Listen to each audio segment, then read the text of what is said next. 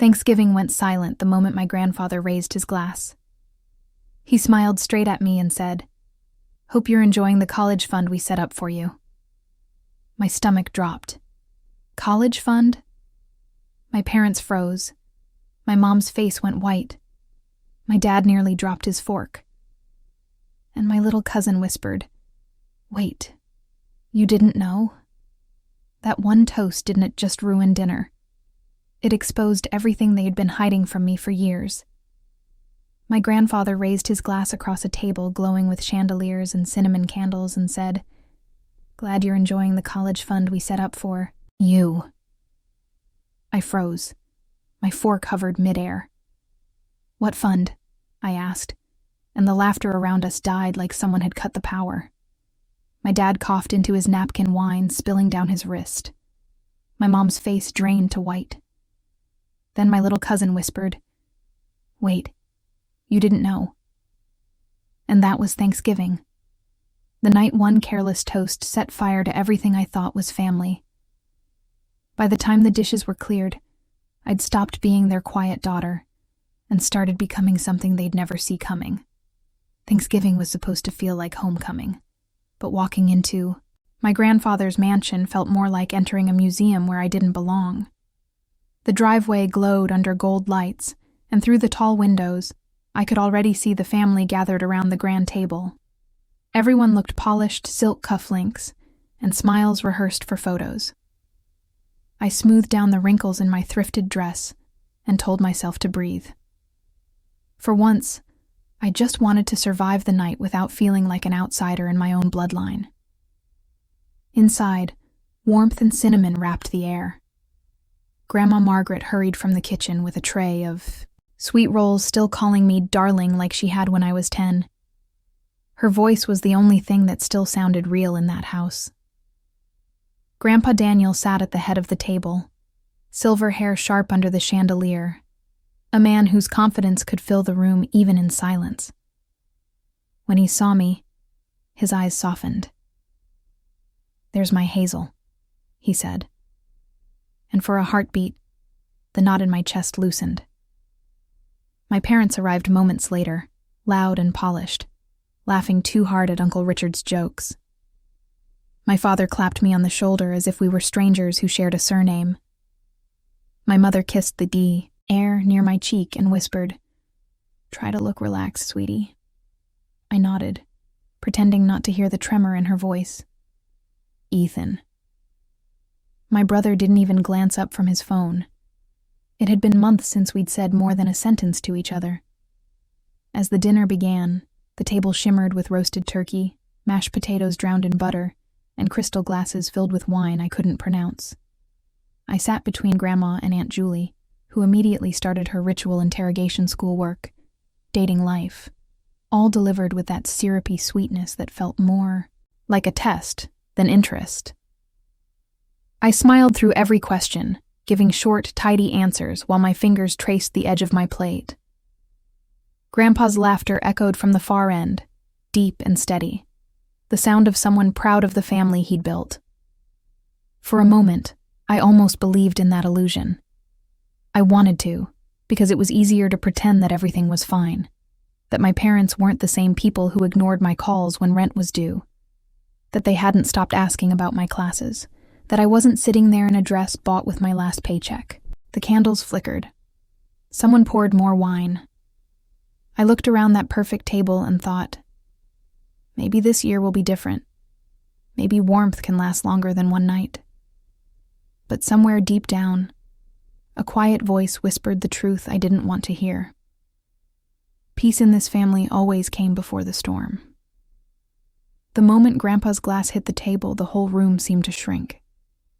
His voice had carried warmth a second ago, but the words still hung there like smoke. "Glad you're enjoying the college fund we set up for you." For a heartbeat, no one reacted. I blinked. "What fund?" I asked. The words quiet, sharp enough to slice the air.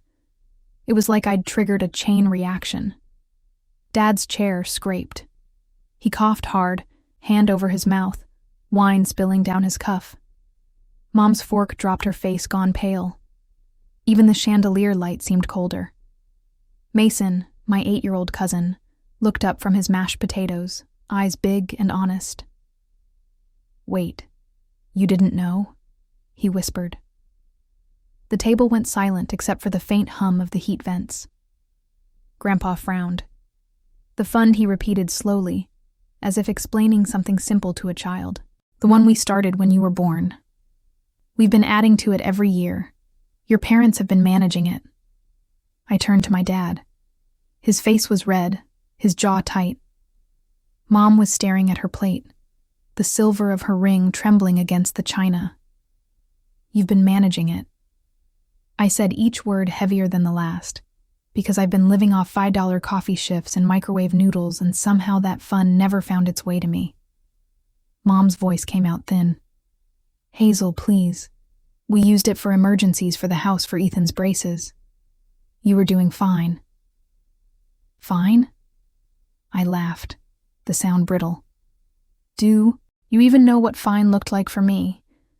Working nights while studying, skipping meals to pay rent. You called that fine." Grandpa's expression hardened, all the pride in his posture draining away. "That money wasn't yours to use," he said, eyes on my parents. "We made it clear it was for Hazel, for her future." Dad's tone shifted from guilt to defense. "Maybe if you hadn't insisted on putting it in our names enough," Grandpa snapped, his voice cut through the air like glass shattering. "We trusted you." The silence that followed was unbearable. My grandmother's eyes glistened. Aunt Julie leaned forward, sensing gossip disguised as concern. My cousins stared at their plates, and me, I couldn't breathe. I sat there, surrounded by gold, silverware, and fine china, realizing the family that preached loyalty had stolen my future, one emergency at a time. I pushed my chair back. The scrape echoed across the polished floor. "You let me drown," I said softly, "and you watched." Mom reached out, but I pulled my hand away. "Don't," I said, my voice low, steady. "You don't get to fix this with tears." I stood up.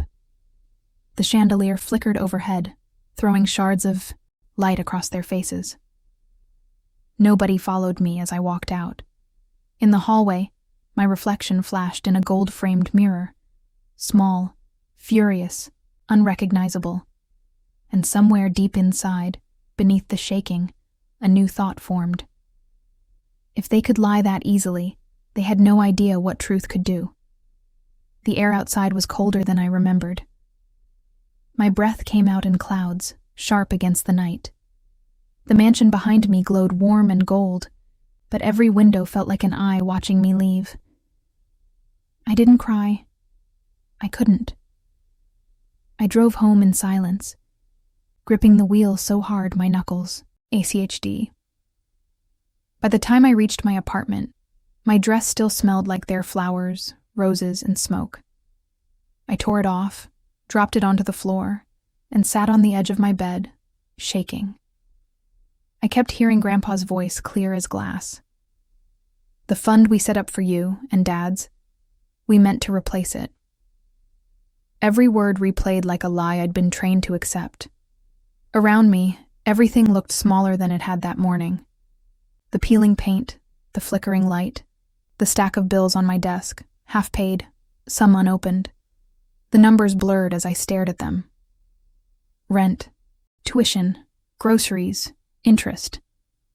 Every sacrifice I'd made, every hour I'd spent believing struggle was noble, it had all been unnecessary. They'd let me live like this while they built their comfort on money meant for me. I pulled out my laptop and searched the bank Grandpa had mentioned in passing, one I'd never used. After an hour of dead ends and shaky phone calls, I finally got someone to talk to me. "Do you have an account under my name, Hazel Anderson?" The hold music played for too long. Then a voice returned, careful and hesitant. "Yes, but the balance is 0. 0. The word felt, almost gentle, like it was trying not to hurt me, but it did. The representative hesitated. Withdrawals were made regularly, signed by John and Linda Anderson. I thanked her, hung up, and sat in the dark. No music, no crying, just silence pressing against the walls. The next morning, I walked into the campus legal aid office, clutching a folder of every piece of paper I could find. Loan statements, pay stubs, scholarship letters. The woman behind the desk listened quietly, flipping through the pages. When she finally looked up, her eyes were steady. Hazel, if that fund was set up for your education, and they used it for themselves, that's misappropriation. The word hung heavy between us. Ugly legal final. Is that a crime? I asked. It can be, she said gently. If you want to pursue it, start collecting proof. That night, I did exactly that. I built a stack of evidence taller than my textbooks, bills, records, every trace of the life I'd survived without their help. I laid them out across my floor, piece by piece, until the carpet disappeared under paper. Every document was a scar I could finally see. When I was done, I stood there in the stillness, surrounded by the life they'd stolen, and realized I wasn't powerless anymore. They'd taught me silence was strength, but now I knew the truth. Strength was speaking first, and letting the truth finish the rest. Christmas came fast that year, wrapped in fake cheer and lights that didn't warm a thing. The same house that had glittered at Thanksgiving now looked colder, like even the gold in the chandeliers couldn't hide the cracks. I almost didn't go, but Grandpa had called me himself. You should be here, Hazel, he'd said. You deserve to be, so I went.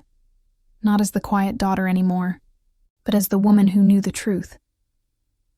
The front door opened to the same smell of cinnamon and money. My parents were already there, dressed to match the room, perfectly pressed, perfectly false. Mom's voice rose when she saw me. Hazel, you came? She said, like I'd done something generous. Dad gave a stiff nod, his jaw tight. He hadn't looked me in the eye since Thanksgiving. Ethan mumbled a half-hearted hey from the couch. I hung my coat and glanced toward the dining room. The table was set again. Same china, same silverware, same seats. Only this time, the warmth was gone. Grandma stood by the kitchen doorway, hands fidgeting with her apron.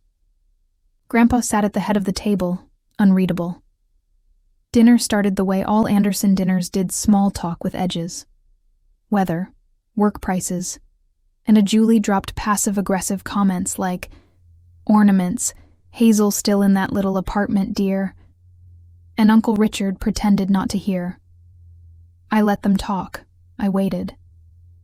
Halfway through the meal, Dad stood and tapped his glass with a spoon.